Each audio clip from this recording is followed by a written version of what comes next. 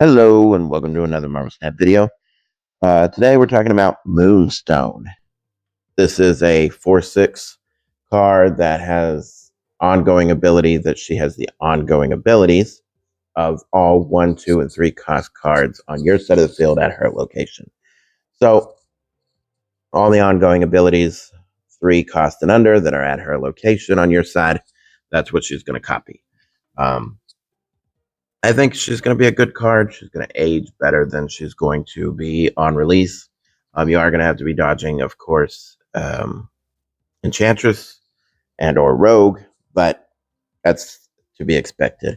I don't think a lot of people are going to pick this card up, so I don't think that a lot of people are going to be running the counters, but, or also Super Scroll, I suppose.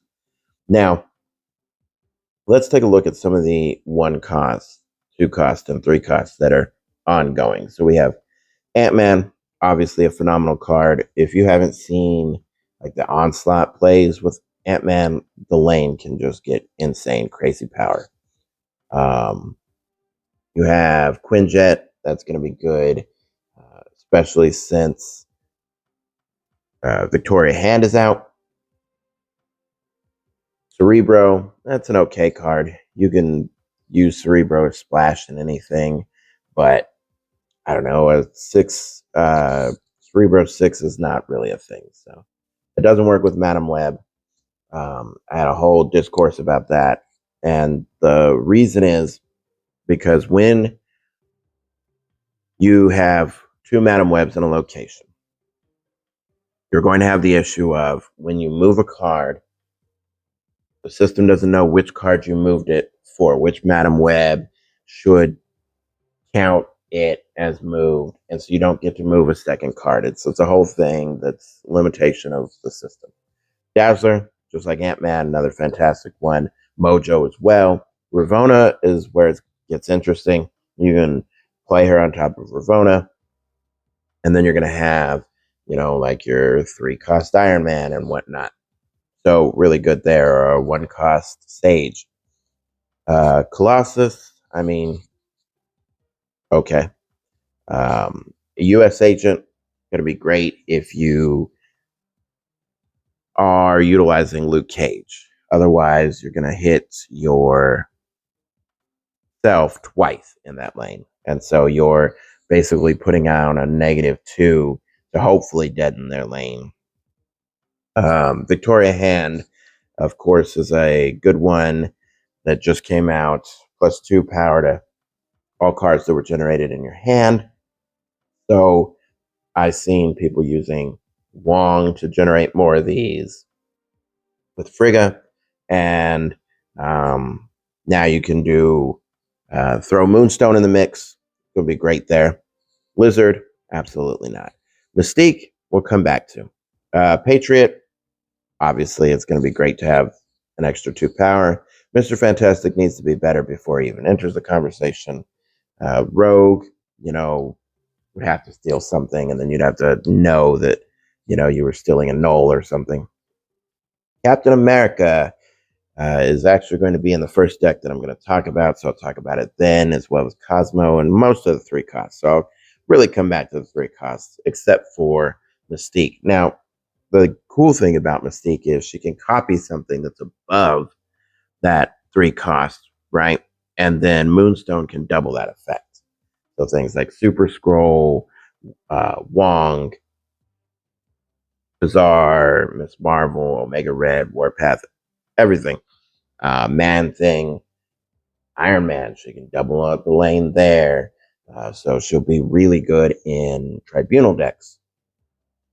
Blue Marvel, Darkhawk, Devil Dinosaur, Claw, Sarah, Ronin, Ajax, Thor, Knowles, and Onslaught. So Onslaught will double her doubling, and all the other doubling. It gets crazy there. And of course, you're not going to Moonstone in an Orca or a Namor lane. So that's all the ongoing cards. So now let's get into the decks. First up here is one I'm super excited about, which is an ongoing Surfer list. Now, I've tried this before to moderate success. It's not the strongest of the surfer lists. However, Moonstone has a chance to change that. So basically, you put Captain America and Punisher in a lane with other ongoing cards. You know, you can put Sarah in that lane, um, Mojo, and Captain America is giving +2 to everything in that lane. Punisher's getting +1 power for everything on your opponent's side of the board. And then obviously Mojo's doing his thing. The way I see it working out is you put Cosmo, Captain America, and Punisher in a lane with Moonstone. And then you're looking at something like 34 power or something like that in that lane, untouched by itself. You're going to have Sarah and Mystique in another lane, right? So Sarah is going to, or Mystique is going to copy the Sarah. That allows you to empty your hand. You're going to put Galacta in that same lane, or Gwenpool. And then Brood is going to go in the non-ongoing lane, your third lane, with Mojo. And then you cap it all off with Silver Surfer, if you can. It's going to be a really good deck that's hard to counter, unlike some of the one Surfer decks that use Wong and whatnot. Galacta has been really phenomenal in Surfer lately anyways. And yeah, just it's where I'm going to start out first with Moonstone. Quickly and more than likely simultaneously, I'm going to be trying her in a Patriot shell. Now, here we have a bit of a mix.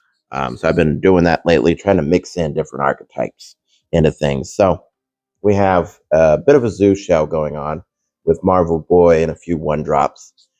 We've got Dazzler because we're going to try and fill up locations. We've got Ravonna. And so with Ravonna, I like to play Ravonna early so that I can play both Patriot and Mystique on 5. And that allows me to play out Doom or Ultron or whatever on 6. Now, I don't have Cosmo in this deck. Probably a good idea to have Cosmo, but there's so much across the board that's happening that a Enchantress, you know, even hitting the lane isn't that terrible because they still have to put up power on their side. So, and contend with everything that we're doing. But if Moonstone is on top of Ravonna, then Patriot and Mystique will both be 1 cost. So that's 2 power there. And then you can play just a lot of different combinations of cards with those two on 5.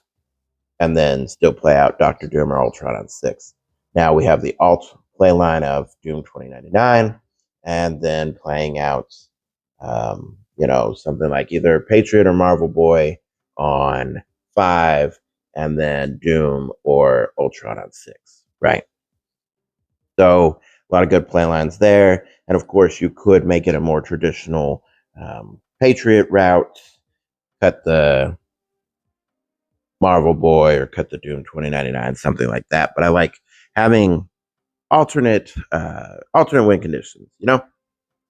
And then for the last deck here, I couldn't not do an Affliction deck. So one thing is, if Moonstone is on US Agent, or really anything with that affects your own cards, you are going to need either Luke Cage or know that you're going to have to compensate for that. But Mystique can copy US Agent, Man-Thing, Ajax, you know, or even Luke Cage if need be. And then, or in this deck, she can even copy Moonstone and, you know, double up on the doubling up. But US Agent can totally kill a lane if they have, especially if they have a Iron Man or something like that. And playing, again, we have the Ravonna that Moonstone can copy, so we can have 1 cost Mystique and 1 cost Sage, 1 cost Cassandra, things like that. And so that allows us to be able to play Ajax and Mystique on 6 or what have you. A lot of good play lines here. Affliction is still fantastic, especially the Ajax version. And so, really excited there. So, to be clear, I don't think Moonstone is going to be like the most meta of meta cards. I don't think it's going to be a card that if you don't get it, then something's going to pop off that you're going to be like, oh no, I should have got it. I do think it's going to be a fun card. I think it's probably a card you want to get. But at the same time, if you pass it up, there's not going to be any regrets.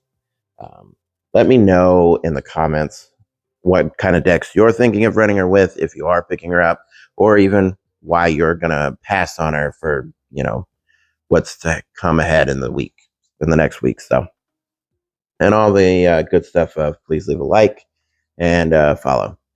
Appreciate it.